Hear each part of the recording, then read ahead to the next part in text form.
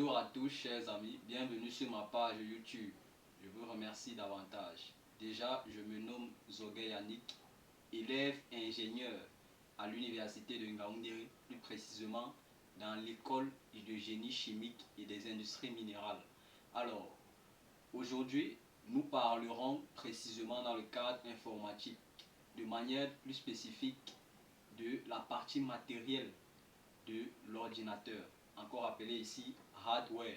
Alors, nous ferons donc ici allusion au processeur Core i7, notamment son explication proprement dite, d'une part, et d'autre part, nous mettrons en exergue l'explication liée ici au cache, encore appelé mémoire vive, qui ici justement est un type de mémoire vive ou RAM, Random Access Memory. Alors, commençons donc tout d'abord avec le processeur Core i7.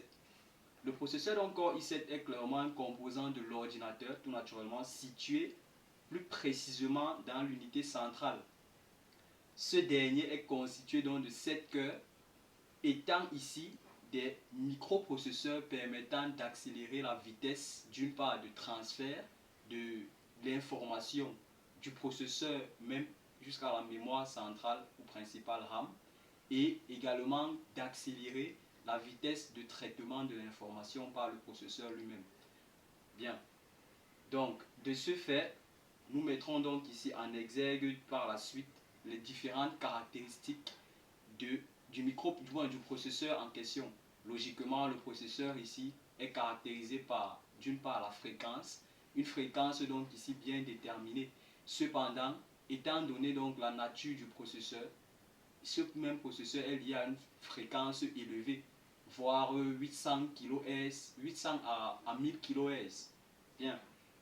Il est également ici noté que il est caractérisé donc, du moins ce processeur en question possède donc ici, ou du moins est lié à une mémoire cache qui est justement ici de capacité 8 mégaoctets. Donc, par la même occasion, nous faisons directement allusion ici, n'est-ce pas, à la signification proprement dite de la mémoire cache. Déjà, une mémoire cache donc ici est en quelque sorte un intermédiaire entre le processeur et la mémoire principale RAM.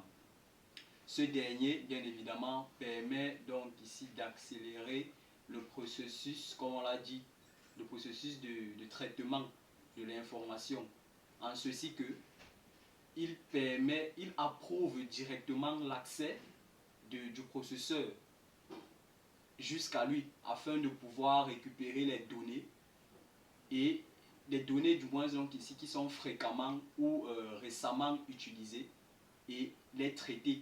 Puis ces données seront indirectement renvoyées donc ici à la mémoire principale à travers cette mémoire cache qui justement caractérise également ici le processeur.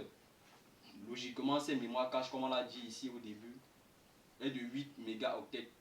Cependant, il en existe donc ici plusieurs, notamment ici les mémoires cache L1, L2 et L3, se différenciant ici à travers leur capacité, que ce soit en mégaoctets ou en téraoctets.